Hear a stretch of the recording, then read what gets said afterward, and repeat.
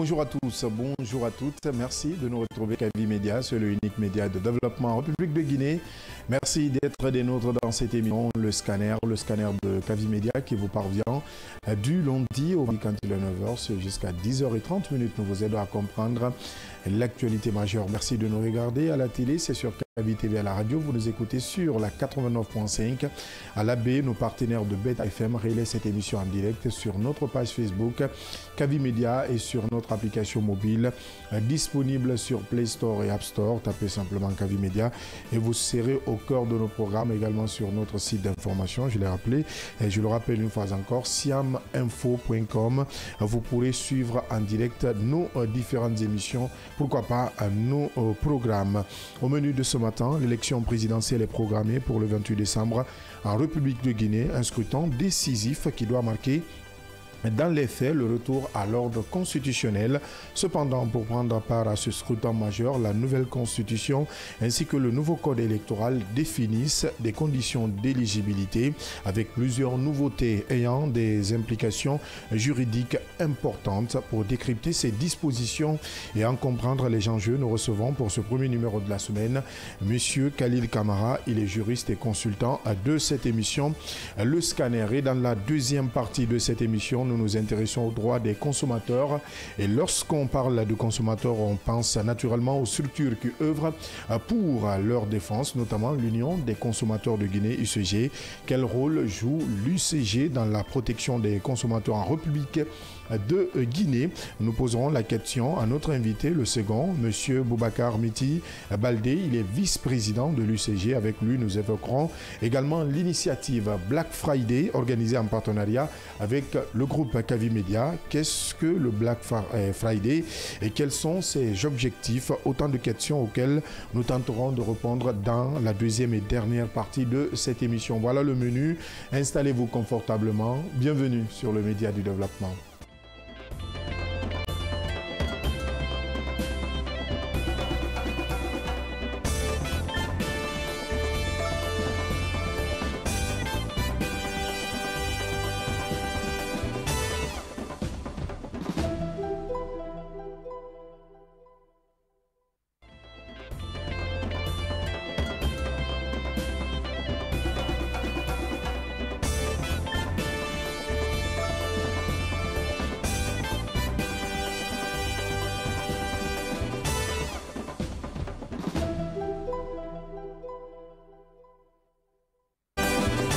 Merci de nous rejoindre. Si c'est maintenant, vous le faites sur Kavi Média, c'est le unique média de développement en République de Guinée. Dans cette émission, le scanner, c'est parti pour plus d'une heure de débat avec les débatteurs de chaque matin qui vous accompagnent ici en plateau avec moi, Yamoussa Cheikh Kamara. Bonjour. Bonjour Abdallah, bonjour au peuple de Guinée. Bon début de semaine. Hein. Merci à vous. Bonjour Yaya Diallo. Bonjour Abdallah, bonjour au peuple de Guinée. Et bon retour. Hein. Merci, merci. Et Fatou Kébé, la queen de cette émission. Fatou Kébé, bonjour. Bonjour Abdallah et bonjour à tout le monde. Également notre invité, Khalil, notre invité de parcours pour cette première partie. Et Khalil Kamara, bonjour cher Bonjour confrère. Abdallah, bonjour à tous. Merci d'accepter notre invitation. C'est un devoir.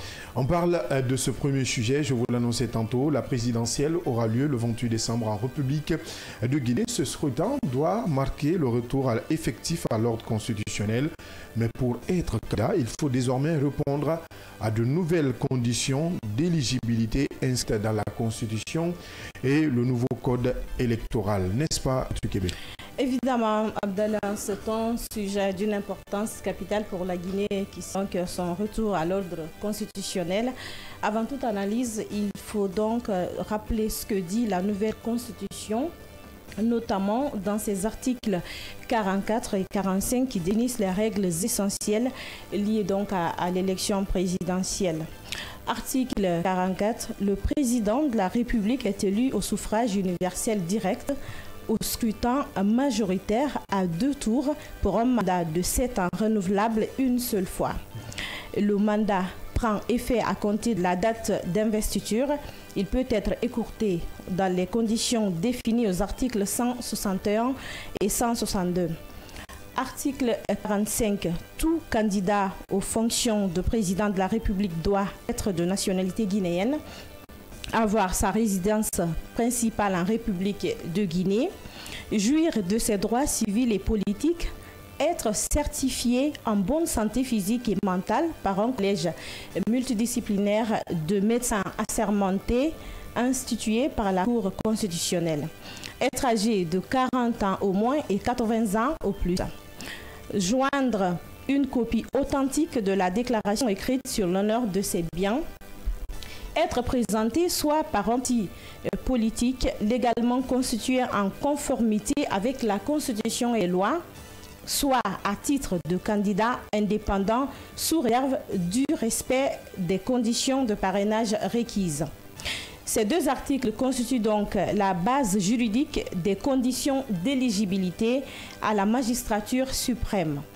D'autres dispositions de la Constitution abordent la durée du mandat, les limitations de renouvellement et les institutions de contrôle, mais ce sont bien les articles 44 et 45 qui encadrent spécifiquement les critères de candidature. Mais en résumé, que peut-on donc retenir, Kébé, de ces différents articles que vous venez de numérer, d'élucider, de citer ici dans cette émission? Ce qu'il faut retenir, c'est que la Constitution fixe les conditions suivantes pour être éligible à l'élection présidentielle. D'abord, avoir entre 40 et 80 ans, être de nationalité guinéenne bien sûr, résider principalement en République de Guinée, jouir de ses droits civils et politiques, présenter une attestation de bonne santé physique et mentale délivrée par un collège de médecins assermentés, fournir une déclaration sur l'honneur de ses biens, être présenté par un parti politique légalement constitué ou, à défaut, être candidat indépendant sous réserve du respect des exigences de parrainage. Mais puisqu'il n'y a pas que la nouvelle constitution, il y a également le code électoral.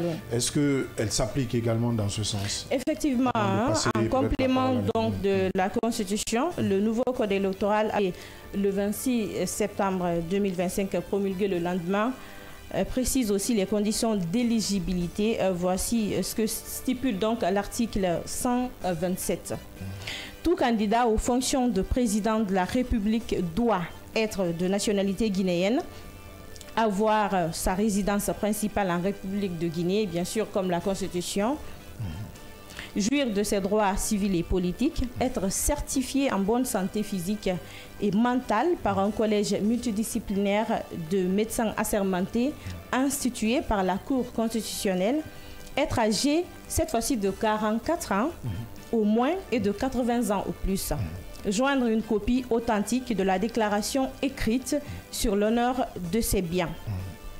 Le code électoral donc évoque également dans d'autres articles les conditions de parrainage pour les candidats indépendants. Toutefois, cet article 127 regroupe les principales conditions d'éligibilité. Peut-être que je n'ai pas bien lu ou je n'ai pas bien entendu, mais il me paraît qu'il y a quand même un écart entre le code électoral et la nouvelle constitution sur l'âge minimum. Sur l'âge, tout à fait, contrairement donc à la constitution qui fixe l'âge minimum à 40 ans, le code électoral impose un seuil de 44 ans. Cette différence soulève donc une discordance à ce niveau-là. Sur tous les autres points, nationalité, résidence, jouissance, les droits, santé, déclaration de biens, les deux textes sont globalement cohérents, mais ces divergences sur l'âge suscitent des interrogations. Donc, en droit, la Constitution prime sur toute autre loi. Cela signifie que juridiquement, le seuil de 40 ans devrait prévaloir. Notre invité peut-être saura nous édifier mieux là-dessus. Si un candidat âgé entre 40 et 43 ans se voyait refuser sa candidature, s'il peut vraiment faire recours à la Cour constitutionnelle pour faire valoir ses droits. Merci donc Kébé pour ces quelques détails. Avant de passer la parole à notre invité, dans ce processus électoral, Yaya Diallo, des partis politiques ont déjà annoncé leur participation en dépit de tout. Évidemment, nous avons quelques partis ici sous nos mains qui, ayant déclaré, il faut le rappeler, sur l'honneur d'être candidat à l'élection présidentielle de décembre 2025. Nom de partis et sigles. Nous avons premièrement le Parti pour la prospérité et le renouveau de Guinée, PPGR. Ensuite, le Rassemblement des Guinéens pour l'alternance, RGA. Le Parti politique Guinée moderne, PGM. le Parti des jeunes pour le développement de la Guinée, PJDG. Nous avons encore le Bloc pour l'alternance en Guinée, BAG, le Parti Alliance de Républicains pour le Progrès, APR, Parti pour la Réconciliation et le Travail, PRT, le Parti Serviteur du Peuple, PSP.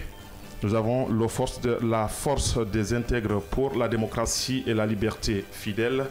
Nous avons l'Union des Forces Nouvelles de Guinée, IFNG. Nous avons le Bloc libéral, BL. Nous avons le Rassemblement pour la démocratie nationale, RDN. Nous avons le Rassemblement pour la renaissance et le développement, RRD. Nous avons Avenir d'une Nouvelle Guinée, AGN. Nous avons le Parti des Guinéens pour la démocratie, PGD. Nous avons le Rassemblement guinéen pour l'unité et le développement, ERGUD. Nous avons Debout la République, DLR. Nous avons le Front démocratique de Guinée, FRONDEG. Nous avons la Nouvelle-Guinée, LANG. Nous avons le Parti guinéen de démocratie et de la citoyenneté, PZDC. Nous avons le mouvement Synergie et Progrès, MSP. Nous avons l'unité et la liberté pour le développement, ILD. Nous avons ADC-BOC, donc le sigle aussi comme l'indique ADC-BOC. Donc, nous avons le Front national pour le développement, FND. Nous avons l'Union pour la défense des intérêts républicains, UDIR. L'Union des forces du changement, IFC. Le Parti de l'action citoyenne pour le travail, PAC. Nous avons ensuite l'Union des démocrates pour la renaissance de la Guinée, IDRG. L'Alliance des démocrates indépendants, ADI. Le Parti guinéen du peuple, PGP. Nous avons l'Union pour la défense de la démocratie en Guinée, IDDG. Nous avons Nouvelle Dynamique, ND. Le Parti de l'unité des solidarités de Guinée, PISG. Nous avons Alliance pour le développement national, ADN. Nous avons le Parti guinéen pour le développement social, PZSD. Le Parti du Rassemblement national pour le développement, PRND. Nous avons l'Union pour la Nouvelle-Guinée, ING. Le Mouvement national pour le développement, MND. Le Rassemblement pour le développement intègre de la Guinée, RDIG. Les progressistes, LP. L'Union des forces démocratiques, IFD. Congrès africain pour la démocratie et le renouveau, cadre. Parti citoyen pour la défense des intérêts collectifs, PCIDIC. Rassemblement pour la République, RPR. L'Union patriotique des indépendants de Guinée, IPIG. Parti du peuple de Guinée-Afrique, PPGA. Alliance des forces pour le changement, AFC. Parti de la défense nationale pour le développement, PDND. L'Avenir démocratique, Prospérité de Guinée, ADPG. Parti du Rassemblement pour une Guinée prospère, RGP. Nous aurons ensuite les indépendants ayant justement déclaré sur l'honneur aussi leur intention de se présenter à la prochaine élection présidentielle. Nous avons à ce niveau Soriba Bangoura, Dr Ben Youssoufou Keïda, Robert Théa, Dr Sidibé Mandiou-Moro, Aboubakar Aïssata Diallo, Ibrahim Sori Touré, Kierno Souleyman Baldé, Mamadou Aliou Thiam, Abdoulaye Diallo, Amadou Kierno Diallo, Boun Oumar So, Étienne Soropogui, Alpha Condé II, Seydou Mbaye, Mamadou Diambari et enfin Moussa Baldé. Donc voilà quelques partis politiques et non ayant justement déclaré sur l'honneur leurs intentions de participer à la prochaine présidentielle. Naturellement, il y aura des étapes supplémentaires sur lesquelles ils vont être, disons, soumises, justement pour leur permettre d'être validés. Donc c'est la première étape. On verra bien ce qui va se passer et ceux qui seront éventuellement retenus pour participer à la prochaine élection présidentielle. La précision importante, ce n'est pas une liste définitive comme l'a rappelé Yaya. La liste pourrait évoluer les jours à venir à travers les différentes déclarations dans les médias de certaines formations politiques. Pour aborder maintenant les enjeux juridiques de ces conditions d'éligibilité à la présidentielle à venir en République de Guinée, nous avons ici avec nous comme invité Khalil Kamara, il est juriste. Rebonjour Khalil. Bonjour Abdallah, bonjour à tous vos auditeurs et téléspectateurs. Vous avez suivi quelques précisions ou en tout cas le décryptage de Fatou Kébé et la liste nominative des différents partis politiques qui ont en tout cas annoncé leur intention de se présenter à la présidentielle du 28 décembre 2025. Vous êtes juriste aujourd'hui puisqu'on parle de conditions d'éligibilité à la présidentielle. Quels sont pour vous les enjeux juridiques de ces conditions définies aux articles 44, 45 de la nouvelle constitution, 127 du code électoral? Bien, je crois déjà, Madame Kébé a cité les conditions d'éligibilité. Peut-être qu'il faut aussi citer, parce que parmi ces conditions d'éligibilité, on peut parler des conditions positives et des conditions négatives. Alors, il y a parmi les conditions négatives les incompatibilités et les inéligibilités. C'est-à-dire, ce sont des états dans lesquels, lorsqu'une personne se trouve, elle ne peut pas être candidate. Alors que les autres conditions, il s'agit de remplir certaines règles posées par la Constitution ou le Code électoral. Mais d'entrée de jeu, il faut préciser que la Constitution est la norme suprême. Parce que le débat pourrait se poser de savoir, quand il y a contradiction entre le code électoral et la Constitution, quelle est la loi qui prévaut. C'est pourquoi il faut dire que dans la hiérarchie des normes, la Constitution est exclusive à toute autre loi. Et toutes les lois doivent se référer à la Constitution. Ce qui veut déjà dire que quand une loi est contraire à la Constitution, elle peut être frappée d'inconstitutionnalité qui peut être soulevée soit par certaines autorités ou par tout citoyen qui se trouverait lésé par cette loi. Maintenant, c'est-à-dire, pas pour vous couper, si nous prenons l'article 127 du Code électoral qui stipule que l'âge minimum, 4 ans, dans la nouvelle constitution, l'âge minimal est ou l'âge minimum est de 40 ans. Vous voulez nous faire comprendre que, selon les textes juridiques ou je ne sais, peut-être vos termes, on se penche sur la nouvelle constitution, donc les 40 ans, même si dans le code électoral, il est défini 44 ans. Tout à fait, parce que c'est, comme je l'ai dit, c'est la supériorité de la Constitution qui est affirmée. Et c'est ce qu'il faut mettre en avant. D'ailleurs, le débat se posait de savoir entre les traités, conventions et accords internationaux et la Constitution, quelle est la norme suprême. Mais il y a eu beaucoup de jurisprudence en la matière. Et quand vous prenez l'arrêt Saran, rendu par le Conseil d'État français, il a été clairement dit que la Constitution prévaut face aux accords, traités et conventions internationaux. Donc même ces débats ne se posent plus. Et ce qui concerne d'ailleurs les lois internes, il n'y a pas de débat entre la Constitution et ces lois. Mais il peut aussi arriver qu'il y ait une confusion sur une interprétation d'une loi. C'est pourquoi souvent on soulève l'inconstitutionnalité. Par exemple, vous pouvez voir une loi organique ou une loi ordinaire prévoir une disposition qui pourrait être contraire aux principes consacrés par la Constitution. Et c'est dans ces cadres-là, souvent, on procède au contrôle de constitutionnalité, c'est-à-dire voir est-ce que la loi dont il est question est conforme à la Constitution ou non. Et toute loi non conforme à la Constitution est inapplicable et c'est la Cour constitutionnelle qui est juge de cette constitutionnalité. Alors, mais il faut toujours soulever l'inconstitutionnalité. Maintenant, pour ce qui concerne l'âge dont vous parlez, l'âge de 44 ans et 80 ans posé par le Code électoral, alors que la Constitution parle de 40 ans et 80 ans, il faut clairement dire que c'est l'âge prévu par la Constitution, la norme suprême, qui va prévaloir.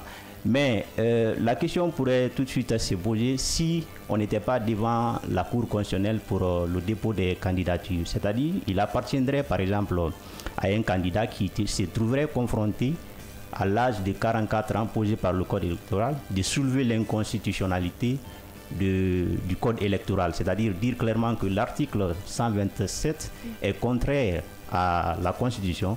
Donc il faut que le juge constitutionnel alors déclare cette disposition non conformes à la Constitution. Mais puisque c'est le juge électoral, c'est encore le juge constitutionnel, c'est-à-dire que c'est lui qui va alors juger des candidatures, voir leur validité, c'est-à-dire est-ce que les conditions de validité qui sont posées par la Constitution sont respectées par les candidats ou pas. Dès lors, le débat est facile à traiter, puisque la Cour suprême elle-même saura écarter le code électoral au profit de la Constitution. Alors, en attendant que la Cour suprême se prononce, on parle de 40 ans. L'âge minimal pour être candidat à cette élection ou éligible à cette élection présidentielle éligible, et on parle de 44 ans dans le code électoral. Juridiquement parlant, la question, est-ce que c'est faisable? Est-ce que juridiquement ce fossé peut exister entre la Constitution et le code électoral dans le cadre de l'éligibilité, d'accord, du président de la République? En tant que juriste, nous critiquons sérieusement le code électoral, nous critiquons ses rédacteurs et nous critiquons le législateur parce que nous observons beaucoup d'irrégularités, beaucoup d'inconstitutionnalité dans le code électoral. Et c'est pourquoi d'ailleurs, en tant que loi organique, l'article 143 de la Constitution exige à ce que toute loi organique soit soumise à un contrôle de constitutionnalité, une obligation pour le président de la République, en l'espèce c'est le président de la transition, et il se trouve que ce contrôle n'a pas été effectué, ce qui est déjà un contraire peut-être. Bon, je ne sais pas comment vous pouvez qualifier ça, mais en tout cas c'est un manque parce qu'il fallait soumettre le code électoral comme loi organique au contrôle de constitutionnalité par la Cour suprême. En l'espèce, quand on parle de la Cour constitutionnelle, en l'espèce c'est la Cour suprême. Parce qu'il y a une chambre constitutionnelle qui est chargée des questions constitutionnelles au niveau de cette Cour. Si ce contrôle avait été fait, moi je pense que ces irrégularités-là pourraient sûrement être soulevées et pourraient être corrigées. Mais on ne comprend pas pourquoi le code électoral qui s'inscrit dans la ligne de la Constitution contient des dispositions carrément contraires à la Constitution. Donc il faut vraiment, d'autres même parlent de révision. Je voudrais quand même aussi préciser que le fait qu'une disposition ou des dispositions d'une loi soient contraires à la Constitution n'entraîne pas de facto l'abrogation de cette loi. Il faut que les dispositions contraires, c'est les dispositions contraires qui pourraient être abrogées une fois que l'inconstitutionnalité est soulevée et que la Cour suprême confirme ces inconstitutionnalités. Donc à partir de là, ces dispositions vont être abrogées. Alors, mais automatiquement, il faut réviser. Peut-être si les juristes que vous êtes, si vous rejetez ce code électoral, est-ce qu'on peut dire qu'il est question aujourd'hui, qu'il est nécessaire de procéder à la révision de ce code électoral avant ces élections présidentielles? Le code électoral contient sérieusement beaucoup d'enjeux juridiques. Je le dis parce que même si vous prenez les organes indiqués par la Constitution, par le code électoral, vous allez trouver qu'il y a toute une contradiction entre ces différentes attributions qui sont confiées à ces organes-là. Je prends d'abord le litige. Mais avant d'y aller, je voudrais revenir sur la promulgation qui n'a pas été effectuée. Je voudrais simplement dire, parce que il paraît qu'un acteur politique a fait recours... J'allais me poser la question. Voilà, parce qu'aujourd'hui, le mandat, puisqu'on parle d'un acteur politique, je vais citer le BL, qui veut attaquer certaines dispositions de ce code électoral. Est-ce que vous pensez qu'il a mandat de le faire? Et que prévoit la loi à cet effet? Bon, contrairement à beaucoup de nos confrères qui pensent que le BL se ridiculise, moi je trouve plutôt cette démarche salutaire sur le plan juridique parce qu'il soulève beaucoup de fondements qui pourraient vraiment être satisfaisants devant un juge constitutionnel. Parce que d'abord, l'acte de promulgation, il a fait recours contre cet acte, c'est-à-dire dire que le président devrait saisir obligatoirement, parce que c'est ce que dit l'article 143 de la Constitution, saisir obligatoirement la Cour constitutionnelle pour le contrôle de constitutionnalité. Maintenant, puisque le décret de promulgation n'a pas observé cette obligation, il dit que c'est illégal. Et en l'espèce, on peut dire que le décret est illégal. Mais où se trouve le problème? C'est qu'il y a aussi certains actes administratifs en droit qui sont insusceptibles de recours. Et il y a eu aussi... Insusceptible, ça veut dire quoi? Ça veut dire qu'on ne peut pas faire des recours contre ces actes-là. C'est-à-dire que quand il y a certains actes, quand le président prend certains décrets, par exemple, vous ne pouvez pas faire recours pour contrôler la légalité. Parce que devant le juge constitutionnel dira purement et simplement que c'est carrément politique, ou alors que c'est un acte dont il ne dispose pas de compétences pour juger. Donc le code électoral a été publié, a été promulgué par décret présidentiel bien avant son contrôle par la Cour sans contrôle. En tout cas, si le contrôle avait été fait, les arrêts de la Cour constitutionnelle sont publiés au journal officiel. Et jusqu'à preuve du contraire, je n'ai pas encore lu un arrêt de la Cour constitutionnelle rendu sur la conformité du code électoral. Alors, au regard de ces incohérences juridiques que nous soulevons tous, quelles seront les conséquences juridiques à court terme de cette incohérence juridique entre la Constitution et le Code électoral? Et j'ajoute en disant ceci, parce que ma question n'a pas été répondue, peut-être que vous l'avez... J'allais en venir. Voilà. Donc, est-ce qu'on peut procéder à la révision de ce Code électoral avant la tenue de l'élection présidentielle, puisque vous-même, en tant que juriste, vous rejetez ce code électoral, vu qu'il est contraire aux dispositions qui se trouvent... Rejeter, peut-être c'est trop dire, vous avez des réserves. Des réserves. Non, je reprends ces mots. Ah ben, comme celui qui l'a dit. Voilà, Abdallah. Je comprends mieux, oui.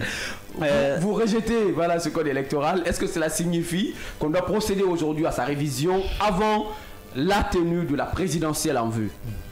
Alors si nous revenons d'abord sur la Cour constitutionnelle, ses attributions et autres, il est clairement dit que les arrêts de la Cour constitutionnelle s'imposent aux forces de défense et de sécurité, au président de la République, au pouvoir public en bref. Alors il faut clairement dire que, comme j'avais aussi dit, que ce n'est pas toutes les dispositions ou entièrement le code électoral qui va être abrogé, mais les dispositions contraires pourrait être déclaré inconstitutionnel. Mais bien évidemment, il faut qu'il y ait un contrôle de constitutionnalité. Parce que s'il n'y a pas de contrôle de constitutionnalité, on suppose toujours que ces dispositions-là sont valables et sont applicables. Maintenant, peut-être les conséquences, ce sont des litiges, des contentieux. Chaque fois, il y aura des contentieux. Lorsqu'il y a une contradiction entre le code électoral et la Constitution, tout citoyen pourrait élever. Et d'ailleurs, l'occasion pour les acteurs politiques, pendant ces contentieux électoraux, de soulever l'inconstitutionnalité de certaines dispositions du code électoral, voire même demander l'abrogation du code électoral. C'est tout à fait possible. L'abrogation en termes clairs.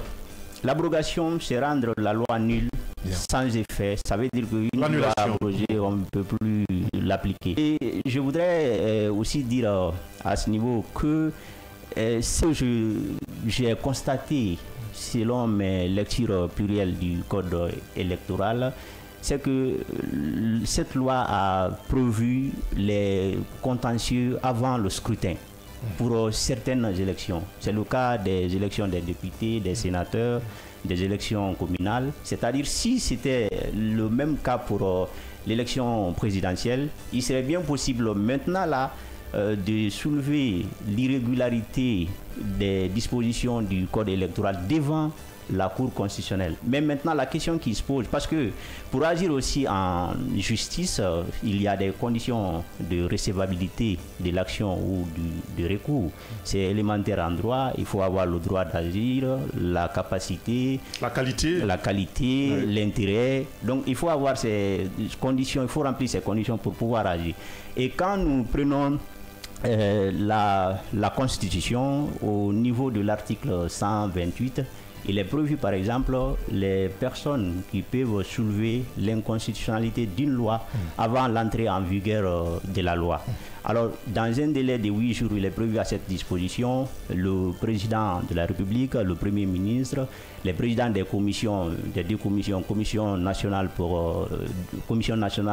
de l'éducation civique et des droits de l'homme, commission nationale pour le développement, et au moins un dixième des députés ou des sénateurs peuvent soulever l'inconstitutionnalité d'une loi avant son entrée. C'est-à-dire qu'une fois que la loi est adoptée, il y a maintenant la procédure de promulgation qui se poursuit. Mais pendant ces délais-là, pendant le délai de 8 jours suivant l'adoption de la loi, ces personnes citées peuvent soulever l'inconstitutionnalité, c'est-à-dire saisir la Cour constitutionnelle d'un recours visant le contrôle des constitutionnalités, la conformité de la loi adoptée à la Constitution. En temps normal, nous sommes dans une transition. Même pendant cette transition, les commissions que vous venez de citer ne sont pas mises en place. Nous avons des conseils nationaux, donc nous n'avons pas de députés élus. Est-ce que c'est possible? Vous nous ramenez aux dispositions transitoires prévues par la Constitution qui dit aussi que les organes de la transition sont compétents pour remplir les attributions qui leur sont dévolues par la charte de la transition ou même par la Constitution en attendant la mise en place des institutions.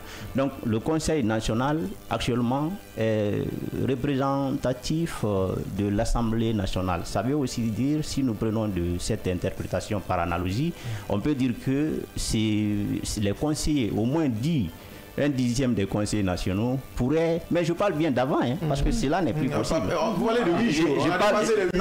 Je parle d'avant l'entrée en vigueur de la loi, mais la loi est déjà en vigueur, on ne peut plus parler de cela. Maintenant, il y a aussi l'après en vigueur, c'est-à-dire après l'entrée en vigueur de la loi, parce que le contrôle c'est a priori et a posteriori.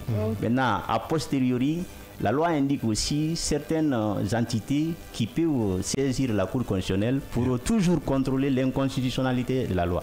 Et à ce niveau, on peut aussi dire, j'ai eu des discussions avec certains juristes par rapport à cette question, parce que quand on dit la voie d'action, c'est saisir directement la Cour constitutionnelle, ce qui est posé par l'article 128 de la Constitution. C'est-à-dire que l'on n'a pas besoin de passer par une autre juridiction pour saisir la Cour constitutionnelle. Donc la voie d'action directement. Et la Constitution même fait une tautologie à ce niveau en disant saisir directement la Cour constitutionnelle par voie d'action. Et quand nous venons sur le contrôle a posteriori, la Constitution a créé des nouveautés juridiques. Cela concerne quoi? C'est qu'il y a aussi une voie d'action directe à ce niveau. C'est-à-dire que la loi prévoit par exemple que le Premier ministre, les présidents des deux commissions peuvent saisir directement la Cour constitutionnelle par voie d'action, toujours après l'entrée en vigueur de la loi, pour contrôler la constitutionnalité ou la conformité de la loi à la Constitution.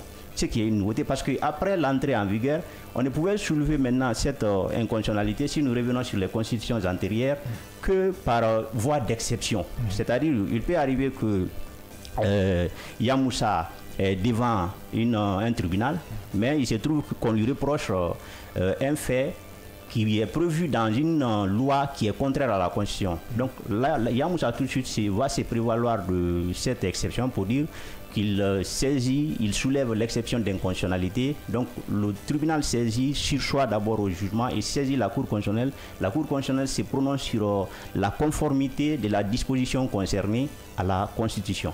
Donc c'était la voie par voie d'exception.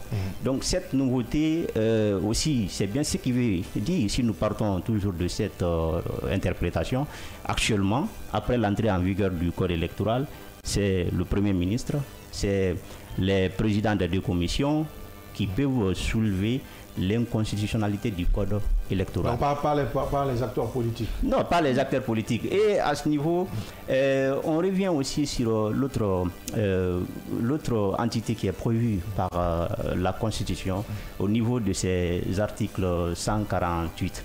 C'est les associations agréées. Il est aussi prévu que les associations agréées peuvent saisir la Cour constitutionnelle pour le contrôle des constitutionnalités. Mais il y a une loi sur les associations qui définit aussi qu'est-ce qu'une association. Et si nous partons de l'esprit de cette loi, on va clairement écarter les partis politiques. Mais il y a toujours, c'est le droit, il y a toujours des interprétations, surtout en droit administratif, le juge peut même créer des jurisprudences qui pourraient s'imposer au pouvoir public.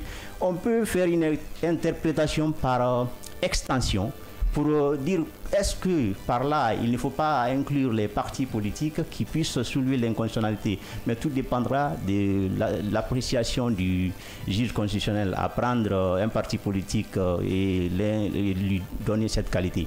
Si ce n'est pas le cas, après l'entrée en vigueur de la Constitution, aucun parti politique ne le peut. Maintenant, là où il peut y avoir une possibilité, par exemple pour le bloc libéral, il y a des contentieux électoraux en cours. J'avais dit que le code électoral avait prévu la saisine de la Cour constitutionnelle même avant l'élection. Ce qui veut dire, si nous étions par exemple pour les élections législatives, maintenant là, un candidat pouvait saisir la Cour constitutionnelle pour la régularité des élections.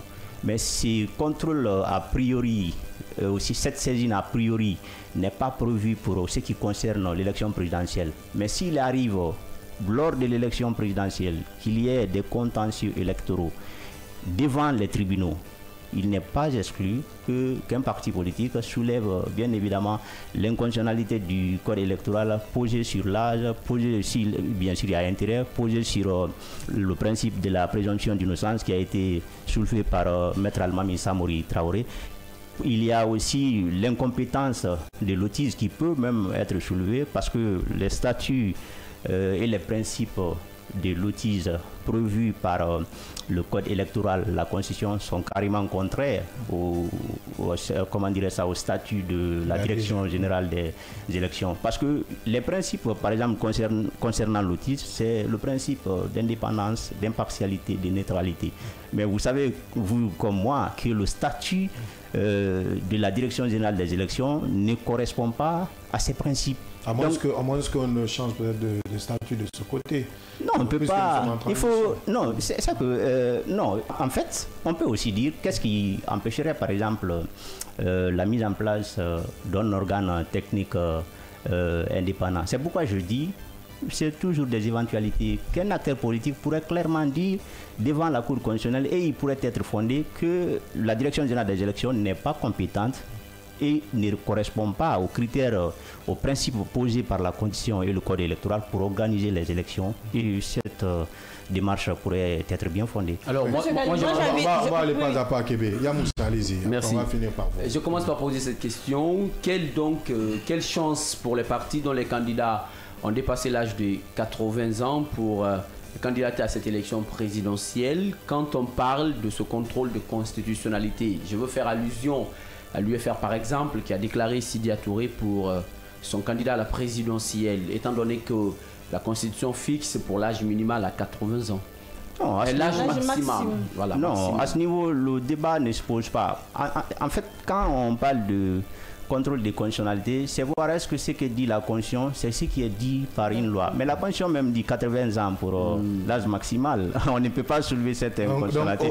Ça, c'est un débat politique donc, pas de recours possible. Donc, pas de recours possible à ce niveau. Ce débat, c'est carrément politique. Oui. Parce que si nous partons loin, peut-être on pourrait toujours revenir à certains principes. Il y a des principes aussi qui parlent de non-discrimination. La Déclaration universelle des droits de l'homme, le pacte international des civils et politiques. Donc il y a des conventions qui sont contre la non-discrimination. Alors que quand on prend par exemple, on dit 80 ans, c'est une discrimination à l'égard de ceux qui sont... Mais toujours c'est la Constitution qui est...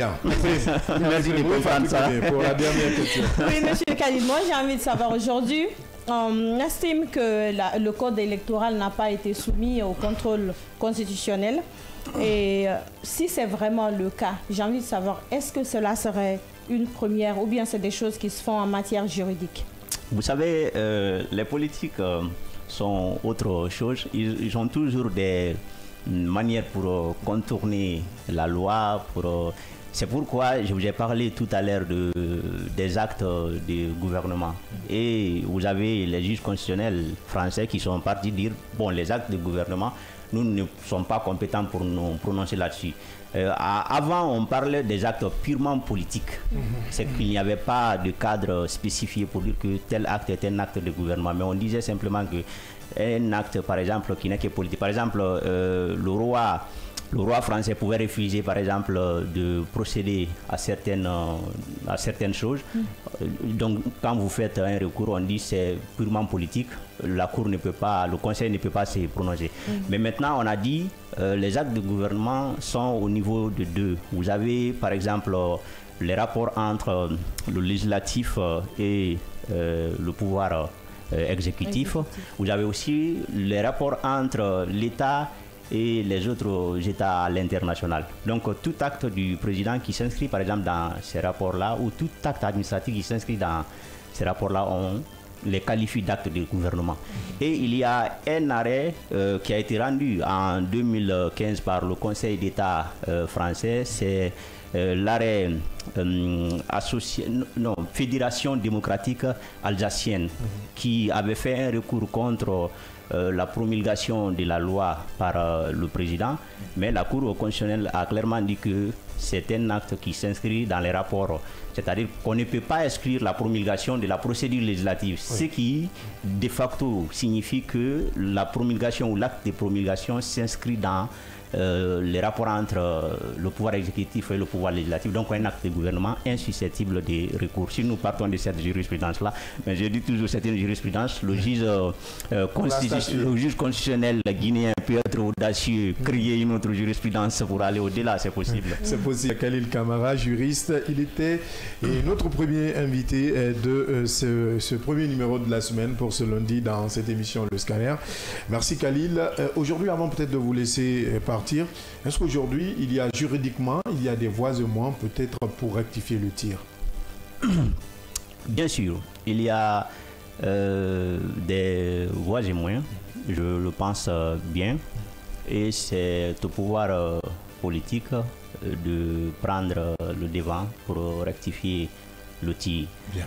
Mais je voudrais dire que les inconstitutionnalités contenues dans le code électoral qui n'ont pas d'intérêt, laissons ces débats. Par exemple, l'âge 44 ans, là, personne n'est confronté à ça, personne ne va être rejeté pour ça, ça n'a pas d'intérêt. Le principe de la présomption d'innocence, où on dit par exemple les personnes visées par un mandat d'arrêt national ou international, les personnes visées par le mandat d'arrêt national ou international, ce sont des personnes qui ne sont pas en Guinée, qui sont en fuite. Et la Constitution dans son article 48 prévoit clairement qu'il faut être présent sur le territoire national depuis le dépôt de votre candidature jusqu'à la proclamation définitive. Donc ça aussi, ça n'a pas d'intérêt.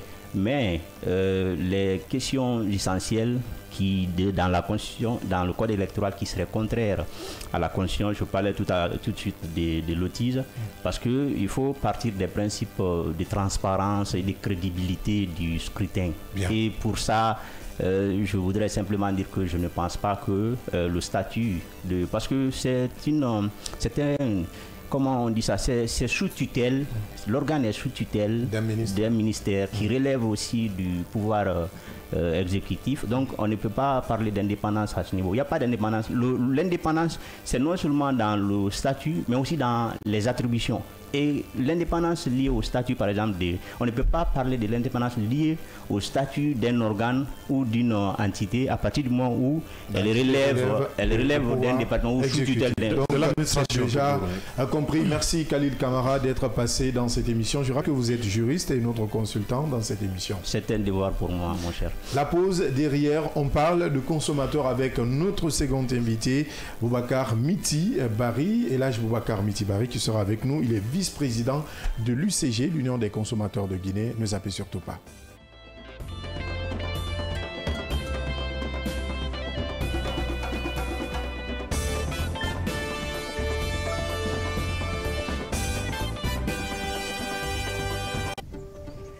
Kavi TV, c'est plus qu'une chaîne.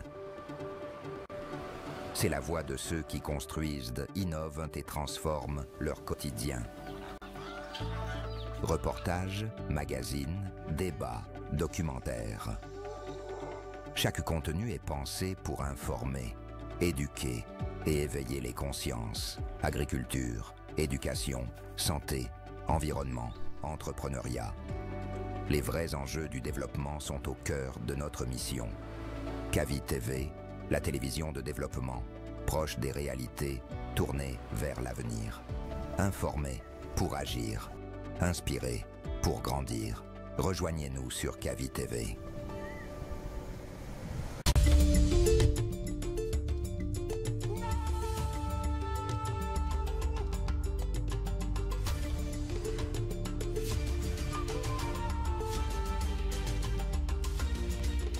Kavi TV, la télé du développement.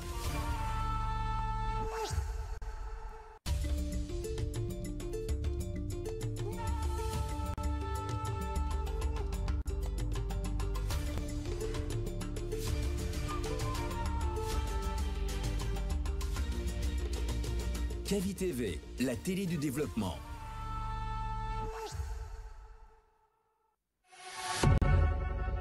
Vous pouvez désormais suivre l'ensemble de nos programmes via notre application. Chez Mondial Express, nous transformons vos voyages en une expérience inoubliable. Faites confiance à notre expertise pour des services de qualité supérieure. Grâce à notre service d'assistance visa, simplifiez toutes vos démarches administratives à travers nos experts. Avec notre service billetterie, réservez vos billets pour toutes les destinations du monde avec facilité. Profitez de notre flotte de véhicules modernes et fiables pour tous vos déplacements à travers notre service de location de véhicules. Grâce à notre service d'évacuation sanitaire, comptez sur notre service réactif et professionnel pour vos besoins médicaux à l'international. Assurez-vous d'un environnement impeccable avec nos services de nettoyage de qualité. Transportez vos marchandises en toute sérénité grâce à l'expertise de notre service de transit. Développez vos compétences d'agent de voyage avec nos formations spécialisées suivies de stages pratiques au sein de nos équipes. Contactez-nous dès aujourd'hui au plus 224 613 00 39 69 ou au plus 224 613 00 39 70. Nous sommes situés à Mankpa, 4e avenue, immeuble Dabo, commune de Kaloum. Visitez notre site internet au www.mondialexpress.net. Mondial Express, chaque voyage est une histoire.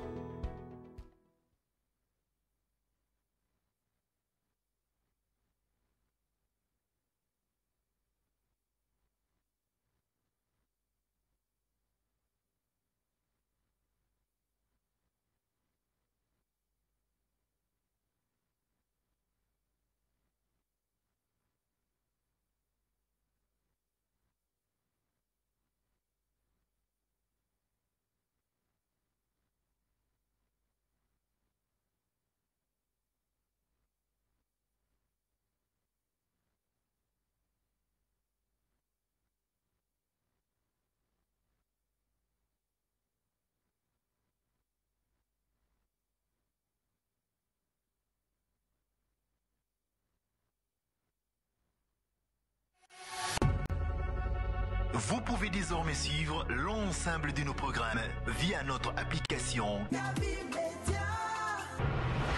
Disponible sur Play Store et App Store. L'information est le meilleur carburant pour faire fonctionner les machines.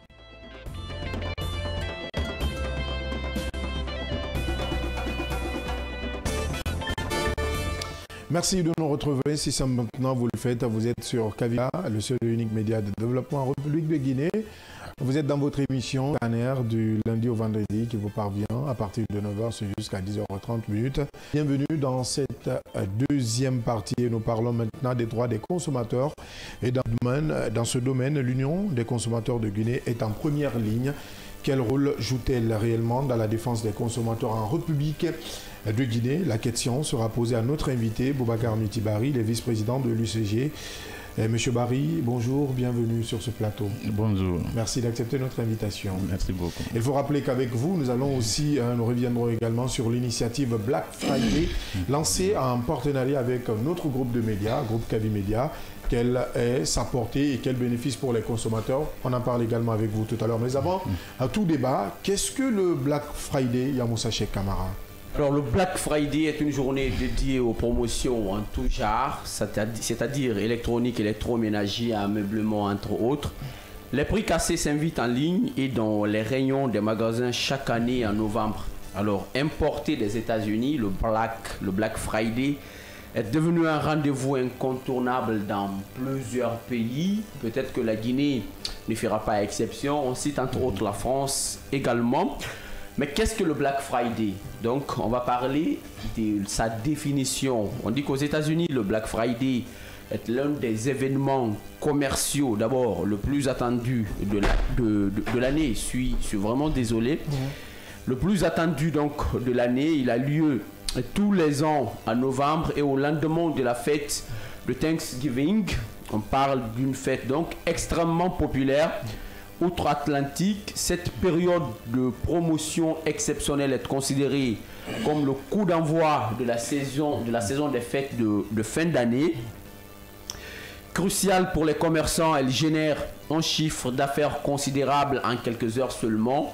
Donc une journée dédiée aux rabais et aux offres promotionnelles, c'est une sorte de promo, s'il faut le dire. Donc les rabais attendus provoquent de véritables marées humaines. Il arrive que des amateurs de bonnes affaires campent devant des magasins durant la nuit précédente, le Black Friday, pour occuper la pole position dans les files d'attente. Et donc les enseignes et les grands noms du e-commerce profitent de cette occasion pour se délester des stocks excédentaires et proposent des ristournes sur des articles saisonniers, c'est-à-dire décoration de Noël, jouets, entre autres, mais pas que. Donc le Black Friday réserve aussi son lot de surprises avec des promotions sur les meilleures ventes et sur les nouveautés. Ces super soldes concernent les produits électroniques à forte marge, c'est-à-dire télévision, smartphone, ordinateur, frigo, machine à laver, etc. Parlant de l'origine de Black Friday, forcément, donc on veut parler de sa naissance. Historiquement, le Black Friday serait né en 1930, ça c'est pour répondre aujourd'hui à votre question directement, Abdallah. Né où les commerçants, on disait qu'historiquement le Black Friday serait né en 1930, année où les commerçants tentaient de relancer l'économie après la Grande Dépression de 1929 en recourant au discount. Certains historiens affirment que la journée est dite noire en référence à la couleur de l'encre que les commerçants utilisaient pour enregistrer leurs bénéfices, c'est-à-dire contre de l'encre rouge pour les pertes. Et d'autres estiment également que cette appellation viendrait de Philadelphie, et donc où le Black Friday désigne les embouteillages qui suivent traditionnellement la journée de Thanksgiving. À partir donc du milieu des années 60, le Black Friday s'affiche partout sur les encarts publicitaires et dans les spots télévision américains. Donc le Black Friday devient le Black Weekend en 2000. Donc le Black Friday est officiellement désigné comme la plus grande journée de shopping de l'année. Et la bataille commerciale est si âpre que des enseignes, notamment les ventes le soir de Thanksgiving, sans attendre le vendredi matin. Et au fil du temps, le Black Friday s'est peu à peu transformé aujourd'hui en Black Weekend, puis en Black Week, voire en Black Month. Et donc, on va parler naturellement de quand commence le Black Friday en date en 2025 donc. Et donc date de Black Friday 2025, on dit que le Black Friday se déroule le dernier vendredi du mois de novembre au lendemain de Thanksgiving. Et en 2025, le dernier vendredi du mois de novembre tombe donc naturellement le 28 novembre. Ça veut dire que sa date varie en fonction de l'année entre 23 et le 29 novembre justement. En 2024, vous vous rappelez, le Black Friday s'est tenu le 29. Et donc sa date de fin de Friday en 2025. Donc à l'origine, le Black Friday ne dure qu'une seule journée, il faut le retenir. Mais la période des promotions tend de plus en plus à se prolonger. Ainsi, le Black Friday peut s'étendre désormais jusqu'à la fin du week-end, soit le 30 novembre 2025. Oui. Et comme je vous l'ai dit, ça s'étend dans plusieurs pays aujourd'hui, pas seulement qu'aux États-Unis où cette journée a pris naissance, mais ça s'est directement répandu de l'autre côté en France. Et aujourd'hui, on parle avec la Guinée. Bien. Ça veut dire que c'est vraiment une journée qui commence à avoir de l'ampleur, puisque l'Afrique aussi s'invite dans la danse.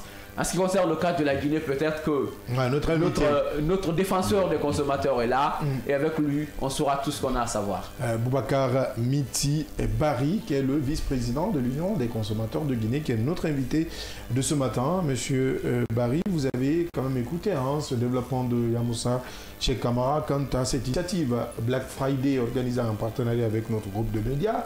Aujourd'hui, est-ce que l'Union des consommateurs de Guinée veut aller dans la même dynamique des prix soldés, quand je parle de soldés, des remises de prix, et pendant un moment bien défini? Et comment vous comptez organiser tout cela en République de Guinée?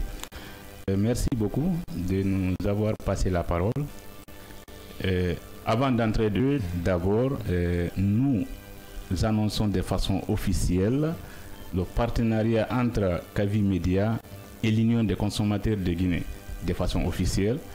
Je prends particulièrement par rapport à Black Friday, c'est-à-dire l'organisation. Pas que sur le Black Friday, mais un partenaire officiel tissé entre Kavi Media et l'Union des consommateurs de Guinée. Ça, comme c'est une très bonne nouvelle. Il faut en rire.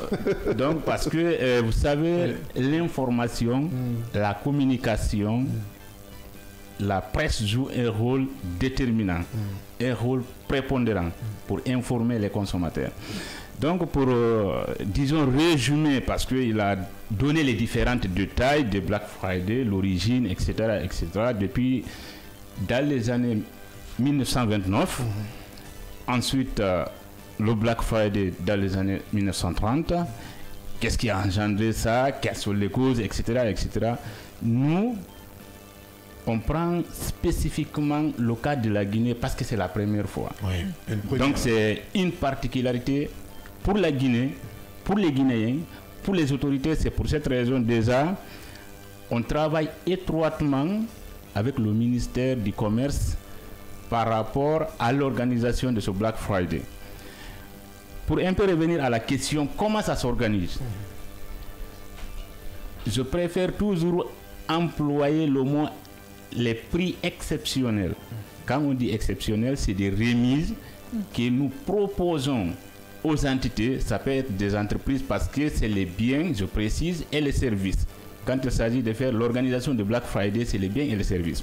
Maintenant, chaque entité, si toutefois vous avez l'habitude de faire une vente par rapport à un prix dans une période donnée, nous vous demandons de faire une remise exceptionnelle par rapport à cette laps de temps pour non seulement accroître votre vente, ça c'est un, mais deuxièmement que le Guinéen sache que, parce que c'est le but final, c'est que le Guinéen sache de telle date à telle date, il y a le Black Friday. Et le Black Friday, c'est quoi? Si j'ai l'habitude d'acheter par exemple cette boîte à 10 000 francs, pendant le Black Friday, c'est possible que j'ai une très grande chance de l'acheter à 5 000. Donc, une fois ça, c'est inculqué dans la mentalité des Guinéens, non seulement ça va les booster, ça va les permettre d'économiser pour affronter, disons, cette journée que nous organisons disons à l'espace, disons, de 3, 4, 5 jours. Parce que cette année, la particularité est que c'est du 28 novembre au 4 décembre. Du 28 novembre au 4 décembre. Ce n'est plus une journée. La journée, c'est une phase pilote, le lancement, mais ça sera étendu du 28 novembre, précisément, au 4 décembre.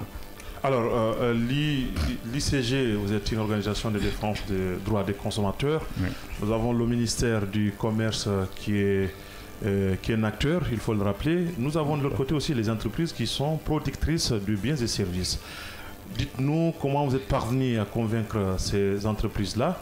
Et de l'autre côté aussi, le ministère, pour justement qu'on puisse aboutir à cette initiative-là de ce Black Friday, il faut le rappeler, le vendredi noir en français, hein, c'est ce que vous voulez dire. Alors, comment tout cela a pu prévaloir pour que vous puissiez convaincre tout le monde et qu'on se retrouve à cette initiative-là qui consiste à permettre aux consommateurs de connaître des jours où ils peuvent justement accéder à des biens et services avec des coûts, disons, au rabais. Merci beaucoup. D'ailleurs, c'est l'occasion pour moi de saluer les efforts de Madame la ministre à travers les différentes démarches. Comme c'est la première fois, elle s'est mise dans le contexte. D'après les explications à travers le TDR, elle nous a dit effectivement tout ce qui peut apporter un plus aux consommateurs guinéens, à la population guinéenne. Elle est déjà prête et elle va accompagner le projet. Nous leur avons demandé beaucoup de questions y afférentes. La première des choses, d'abord, nous l'avons dit, Madame la ministre, c'est la première fois qu'on organise Black Friday en Guinée. Déjà, quand on dit Black Friday, nous, Black, c'est noir, mais pour nous, on peut dire c'est rose, parce que c'est des moments auxquels les gens, c'est-à-dire si je dis les gens, les consommateurs, et les producteurs, si je dis producteurs, les entreprises, vont s'unir leurs forces pour chacun gagne son épingle de jeu. C'est-à-dire, si par exemple l'entreprise avait l'habitude de vendre 2 ou 3, mais pendant ce laps de temps, à travers la remise exceptionnelle des prix, c'est possible d'avoir beaucoup de ventes et de générer beaucoup de revenus. Par contre, le consommateur également, ça va lui permettre d'épargner une partie qu'il devait acheter si ce n'était pas le Black Friday. Parce que si la boîte est vendue à 20 000 et pendant le Black Friday, disons à 10 000, c'est possible de lui faire maintenant des avoirs à côté qui va lui servir à d'autres fins. Maintenant, c'est suite à ces initiatives et à travers les explications que Madame la ministre, c'est sous son haut patronage, déjà, je vous dis, également le ministère a accompagné à travers les différentes directions sectorielles. Je vais parler par exemple de l'ONCQ, l'Office national du contrôle qualité, qui est incontournable. Je vais parler de la Direction nationale du commerce intérieur et de la concurrence, etc., etc., pour qu'il y ait une synergie d'action entre le département ministériel et autres départements sectoriels, parce que on a précisé c'est les biens et les services pour que nous puissions avoir un résultat escompté. Comme c'est la première fois, certes c'est un processus que nous engageons, mais un processus que nous souhaiterions atteindre des objectifs au fur et à mesure.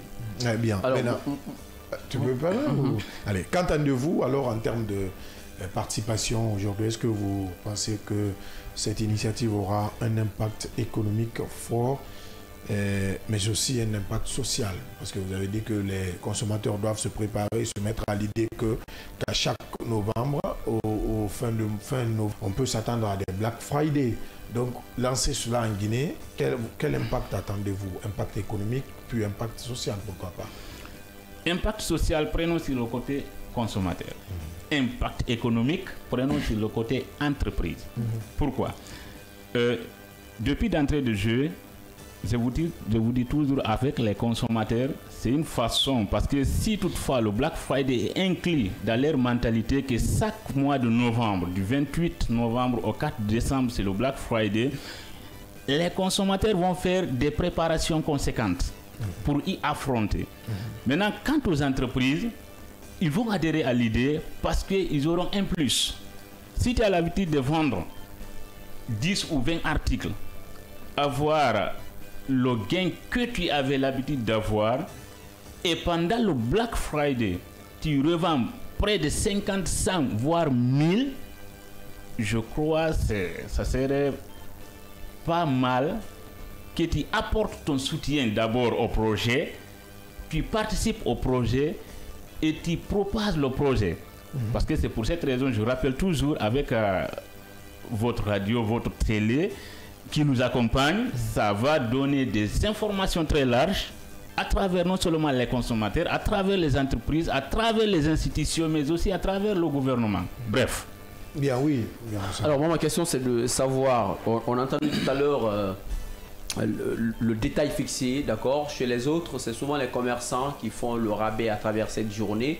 Mais pourquoi en Guinée, c'est les consommateurs surtout qui ont décidé de mettre cette journée en place, puisque ailleurs, ce sont des consommateurs, disons, qui sont bénéficiaires, et même si vous l'imposez ici en Guinée, ce sont les consommateurs qui vont être en partie des bénéficiaires, puisque ça va être une sorte de promo pour les commerçants qui sont les autres, même si derrière, ils vont engranger d'autres prix.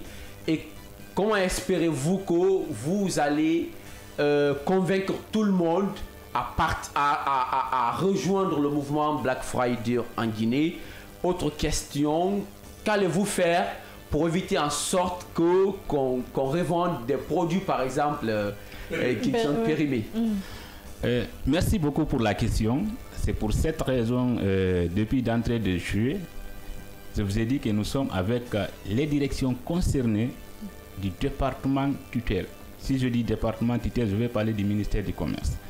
Je viens tantôt de vous parler de l'ONCQ. C'est l'Office national de contrôle qualité pour les biens alimentaires et non alimentaires. Ceci dit, nous organisons avec eux. Ce sont eux qui ont les instruments pour vérifier l'authenticité de ces produits avant que les produits ne soient mis en vente. Deuxièmement, nous sommes avec la Direction nationale du commerce intérieur et de la concurrence qui donne l'autorisation de la mise dans le circuit de commercialisation des différents produits. Donc, c'est des directions qui travaillent étroitement ensemble.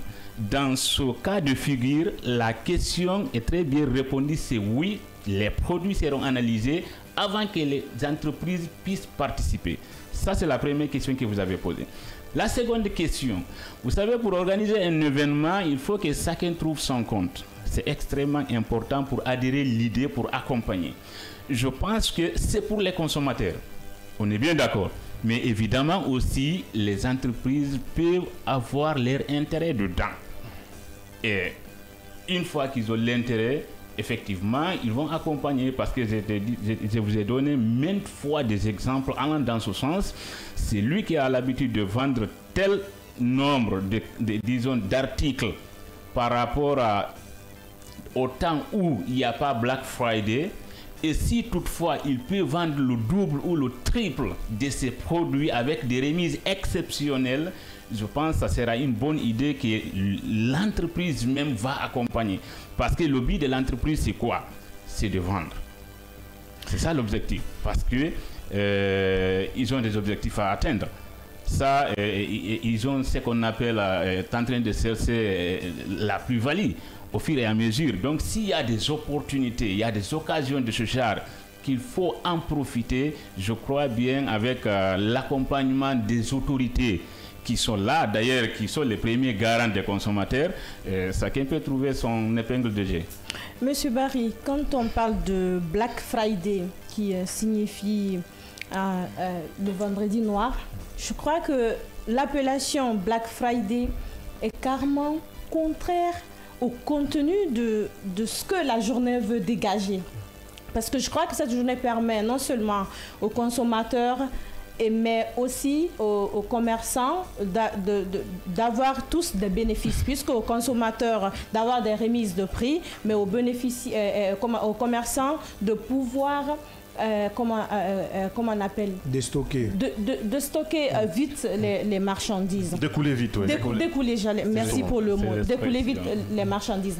Maintenant, qu'est-ce que vous comptez faire? Je sais que c'est une journée historique. Hein? Évidemment. Peut-être si vous voulez rester dans le Black Friday, vous aurez du mal à changer l'appellation. Je vous remercie. White Friday, peut-être. Vous avez anticipé. Sinon, c'est ce que je devrais dire. C'est une journée historique. Donc, je me demande, est-ce qu'il faut garder le Black Friday ou vous pouvez peut-être juste prendre le contenu? C'est une journée historique. Nous allons dans un premier temps la célébrer comme telle. Mais le but final, c'est quoi? C'est ce que l'appellation reflète l'attente. Vous avez donné une explication claire. Pendant le Black Friday, chacun aura son compte. C'est ça. Et ça va apporter un plus. Mais c'est un peu contraire ou bien contradictoire par rapport au nom Black Friday. Mais nous allons essayer de travailler, réfléchir, réadapter pour avoir un nom spécifique qui va coller à cette journée et qui sera aussi réadaptable par rapport au Black Friday. Ça, nous allons travailler là-dessus pour avoir ça, parce que c'est un peu contradictoire, je suis d'accord avec vous, mais comme c'est une journée historique, nous allons... Et c'est du mimétisme jusque-là. Voilà, nous allons essayer de prendre comme tel pour que nous puissions améliorer, réadapter au contexte guinéen et surtout refléter les attentes que cette journée doit avoir comme impact sur les consommateurs et sur les entreprises. J'ai envie de savoir, hein, peut-être ma dernière question, comment vous comptez vous prendre, puisque si vous organisez le Black Friday, vous comptez le faire sur des journées, pas qu'une journée, mais si j'ai compris, vous voulez faire ça chaque mois. Si c'est chaque année. Chaque année. Si c'est cela, comment vous comptez, donc à chaque approche, parce que je voulais poser la question pour savoir comment vous comptez faire pour que le Guinéen soit au courant de cette période, de comment cela va se passer, pour que cela soit inculqué aux Guinéens, peut-être en termes de communication et tout cela. Merci beaucoup. D'ailleurs, on a déjà commencé parce qu'on a un partenariat avec Cavimedia. Oui, c'est une bonne nouvelle. Ce partenariat voudrait dire quoi? Que nous fassions des communications intenses pour que les publics cibles soient informés, que ce soit en français, que ce soit en langue. Parce que l'objectif final, c'est quoi? C'est les consommateurs. Parce que les entreprises, une fois les produits sont déjà sur place, l'objectif final c'est mettre dans le circuit de consommation et avoir un retour d'investissement. Donc l'objectif c'est faire des communications intenses. Maintenant, comment cela peut se passer, la stratégie? À la différence de la Journée mondiale des droits des consommateurs que nous organisons chaque année le 15 mars, la Journée mondiale des droits des consommateurs, c'est-à-dire nous choisissons un local et lié là où nous invitons l'État, les institutions, les entreprises, les consommateurs eux-mêmes pour discuter sur toutes les questions liées à la consommation des biens et des services. Là, c'est face à face. Vous avez un problème peut-être par rapport à un secteur ou bien dans un domaine bien défini. Vous avez des propositions pour remédier à votre problème, vous nous remontez. Il y a par exemple le département concerné ou bien le sectoriel qui est là, qui peut vous écouter par rapport à votre préoccupation. Et également, ils vont faire des propositions. Ça, c'est des B2B. Contrairement au Black Friday, les entreprises peuvent rester sur place, mais en nous remontant leur offre, c'est-à-dire la proposition, par exemple, si cette boîte de X coûtait 10 000, ils vont remonter dans les plateformes pour dire maintenant à partir de telle date du Black Friday, je le revends jusqu'à date tel montant. Donc à travers nos canaux de communication et Cavimedia, nous allons orienter les consommateurs vers les structures qui ont accepté de participer au Black Friday. Alors, au regard de votre exposé ici, vous venez de rappeler que vous avez déjà le OK de conformité avec le ministère en question et les directions y afférentes. La question est de savoir quel est le niveau d'implication de la Chambre du commerce qui devrait être quand même une interlocutrice de votre organisation pour qu'enfin nous puissions amener ces entreprises-là ou pourquoi pas ces opérateurs économiques, parce que ce sont des biens et des services aussi qui doivent être exposés, pour qu'enfin qu'on puisse procéder à cette remise dont nous appelons de tous nos voeux. Quand on sait, quand bien même que au regard de certaines positions qui semblent être dures même par rapport à certaines exigences du département, on a constaté ici de rencontres bilatérales ou multilatérales, il faut le dire comme ça, bipartites, il faut le rappeler, où on a exigé aux commerçants de revoir un certain nombre de prix au rabais. À l'évidence, ces prix n'ont jamais été revus au rabais. Alors, cette remise qui n'est pas contraignante, est-ce que vous avez tous les éléments de langage aujourd'hui pouvant convaincre ces acteurs économiques-là pour qu'on puisse accéder à cela? Merci beaucoup. Par rapport à votre question, elle est très bien précise. Le département face à la Chambre pour respecter certains engagements dont la Chambre, la Direction nationale de la douane et la Direction nationale du commerce intérieur et de la concurrence ont fait. Vous savez, ça c'est des protocoles saisonniers. Par exemple, souvent à la veille du mois de Ramadan ou autre, les trois entités, c'est-à-dire la Chambre de commerce, d'industrie et d'artisanat, la Direction nationale de la douane et autres vont se retrouver pour voir comment faut-il diminuer les prix de la consommation. Je dis à titre d'exemple. Hein. Merci. Je viens. Certains produits de large consommation, là où la Direction nationale des douanes fait des exonérations douanières sur les importations. Là, c'est à part. Maintenant, par rapport au Black Friday, nous avons même élargi au-delà de la Chambre de commerce vers la CGI, c'est-à-dire l'ex-patronat, parce que ce sont les acteurs concernés et ce sont des structures qui renferment l'ensemble des acteurs économiques. Quand on prend la Chambre de commerce, on suppose que c'est l'ensemble des opérateurs économiques qui sont réunis au sein de la Chambre. Évidemment, nous avons des mécanismes de travail avec eux pour qu'ensemble, qui excitent les entreprises, parce que les entreprises, vous savez, quand il y a l'intérêt dedans, ils le feront. Et l'intérêt, c'est quoi? C'est pendant cette période, ce laps de temps, comment faut-il faire pour avoir des prix exceptionnels par rapport à un produit pourvu que vous puissiez vendre autant que vous n'avez pas pu le faire avant cela. Donc les mécanismes sont en cours d'exécution pour que les gens adhèrent.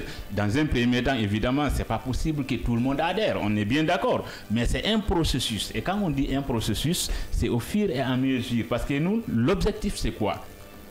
C'est que tous les Guinéens mettent dans leur tête, que ce soit les entreprises, les consommateurs et autres, le Black Friday est opérationnel et officiel en République de Guinée.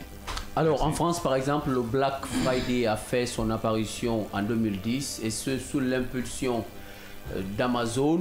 En Guinée aujourd'hui, quel est votre plus grand partenaire en parlant d'accord du commerce, c'est-à-dire des boutiques commerciales, je veux dire. Ou des entreprises. Voilà, des entreprises commerciales. Vous ne pouvez pas partir comme ça sans avoir quand même des partenaires sur le terrain. Là, vous avez cité Kavi Media comme votre partenaire en termes de votre partenaire média, donc pour assurer votre communication. Et quel constat, deuxième question, êtes-vous parti pour penser que Black Friday ou quelle autre appellation White que vous allez Friday. faire?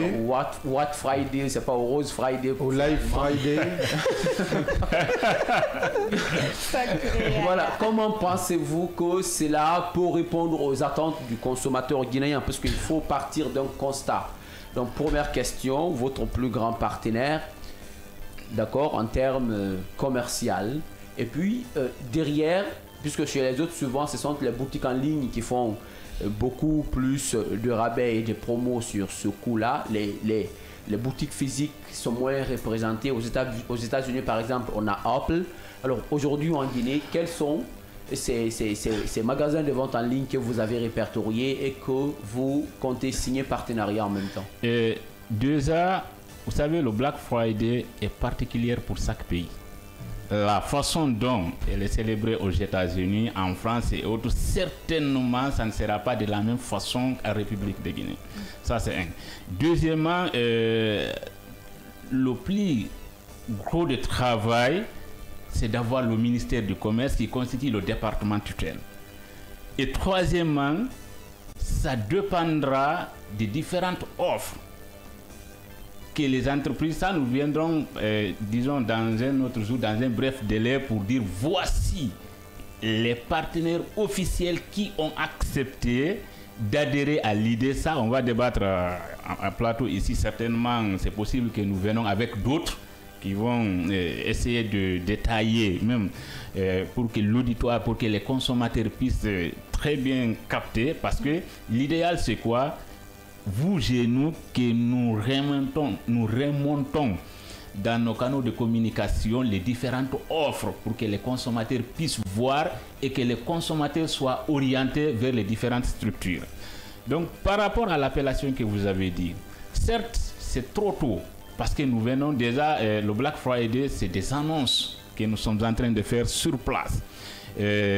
Comment on peut changer l'appellation? Je suis bien d'accord avec vous, comme madame a déjà posé, c'était une question pertinente, mais ça, nous allons travailler en amont pour qu'il y ait des propositions, des réadaptations pour notre pays. Ça, on va en venir. Alors c'est quoi la vision guinéenne, votre plan à vous, étant donné que vous n'allez pas le faire, puisque vous avez dit tout à l'heure que chaque pays a sa façon de procéder. En Guinée, avec vous qui êtes porte-flambeau, d'accord, de cette initiative Black Friday, c'est quoi votre plan à vous et quels moyens allez-vous mettre à la disposition du consommateur guinéen? Je crois que le plan est simple. C'est mettre en rapport les différents organes des différentes structures avec les consommateurs pour qu'il y ait un bien. Ça, c'est de façon très générale. Maintenant, avec le ministère du Commerce qui constitue le département tutelle et que le Black Friday est la première fois en Guinée que nous travaillons avec les autorités à travers les différents secteurs pour que nous mettions en avant la compréhension du consommateur. Parce que le but final, c'est quoi? C'est la compréhension du consommateur. Quand le consommateur ait une idée, à travers cette remise, ça va lui permettre d'avoir quelque chose. Je pense que notre objectif, en partie, sera atteint. Monsieur Barry, j'ai envie de comprendre. Donc, le Black Friday, ces journées de remise de prix, les entreprises ne seront donc pas délocalisées vers un lieu.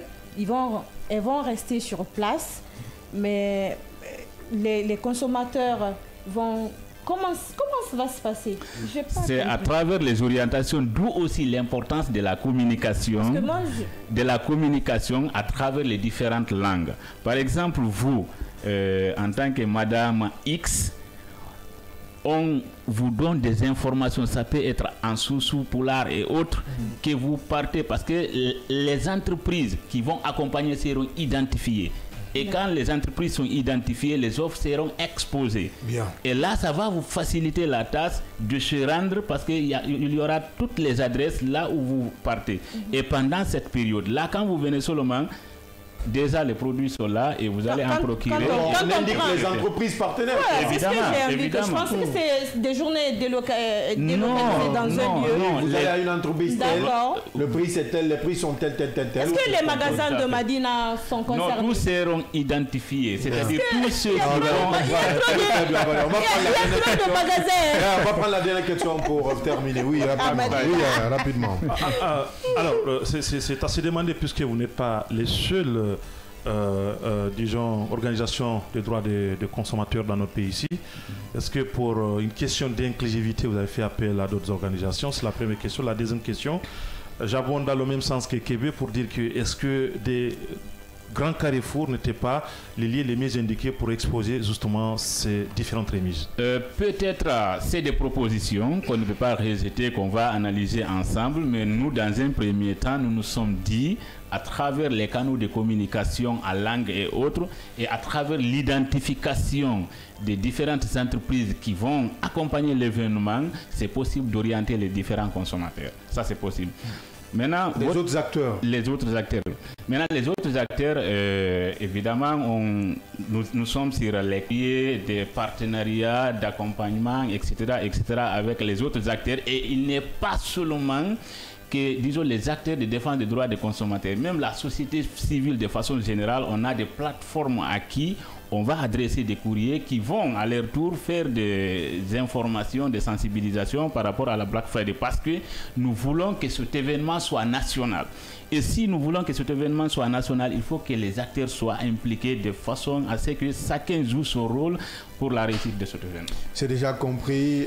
Boubacar, Miti Barry, vice-président de l'UCG. L'UCG, c'est l'Union des consommateurs de Guinée. Notre second invité compte de ce premier numéro de la semaine. Avec lui, nous avons parlé du Black Friday qui sera organisé le 28 novembre à Conakry, au 4 décembre, en partenariat avec notre groupe de médias, le groupe Kavi, le média du développement.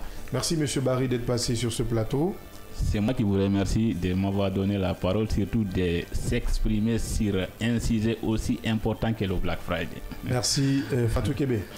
Merci Abdallah, merci à nos auditeurs et téléspectateurs. Merci. Merci Yaya Diallo. Merci à tous Abdallah. Merci Yamoussa Cheikh Kamara. Merci Abdallah, tout le plaisir de servir.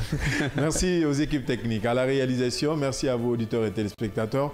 On se reprend donc demain, même heure, même fréquence, avec la même énergie, pourquoi pas, avec d'autres acteurs de la vie nationale. D'ici là, prenez soin de vous et restez en compagnie des programmes du seul et unique média de développement en République de Guinée.